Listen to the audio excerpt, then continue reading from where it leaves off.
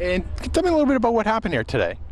Well, we're heading down. We're moving somebody down to the island for retirement, and while we're waiting on the lunch deck, the boat kind of slammed into one of the workboats here, and it shook everybody up. How would you describe it? Was it a loud bang, or how was it?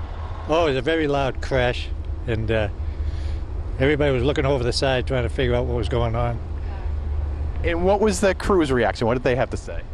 Well, you could see the crew from the workboat running out to the bow of their ship to see what their damage was, and they were looking all around, and everybody kind of scattered around the boat. And how many people would you estimate were on the boat? Oh, it was hard to say, but it was a substantial number. Probably, I'd say the boat was at least 2/3 full. So. And what were your thoughts when it happened? What am I going to do? Am I going to get stuck down here all day, or going to get our job done? And what are your plans now?